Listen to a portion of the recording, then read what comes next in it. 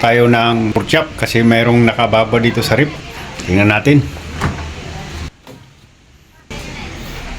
So tara, punta tayo sa aking kusina. Ito pinaglutuan na rin to, pinagprituhan, pero pwede pa yan. Ang piraso lang naman lulutuin ko eh. Habang nagpipirito ako ng aking pork chop, listing ko rin spaghetti binili ko. Takpan natin. Sama ko na rin yung aking tinapay. Sama init lahat. Sama ko na rin yung aking tinapay. Nasunog ang pork chop. Nasubrahan sa luto.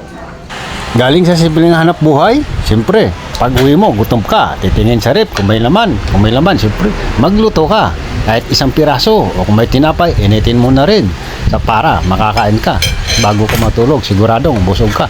Ganun lang po kasimple ang ating hanap buhay para hindi tayo magutom. Kung kayo naman natakam sa aking pagkain, ay hindi ko na kayo maalok kasi alam ko naman na hindi rin kayo makakain. Hindi, panoorin nyo lang ako. Sabayin nyo lang ng lok, pwede pa. At kumuha ng tubig para hindi mabulunan. Charot, tuk-tuk lang. So, kumain na ako, diretso na to. Pagkatapos kain, tulog na to sigurado. Maraming salamat. Kung napapansin nyo, walang kanin. Pero yun talaga gustong kainin, spaghetti, tinapay at kunting pork chop. Kasi kung lagyan ko po ng kanin, sigurado hindi na ako makakain ng spaghetti at tinapay. Puro kanin na lang at ulam ang kakainin ko.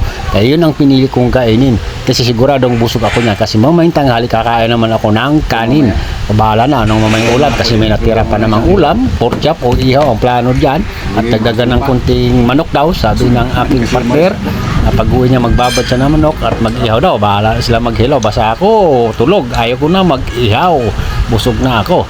Habang nagpapatuloy ako ng pagkain, siguradong mapatagal talaga ako mga 30 minutes o 20 minutes. Pero dahil ang video na to dahil maiksi lang at 1 minute lang siguro abutin ito. So maraming salamat at sa inyong paglantaw at sa pagpapanood sa aking pagkain na simpleng almusal.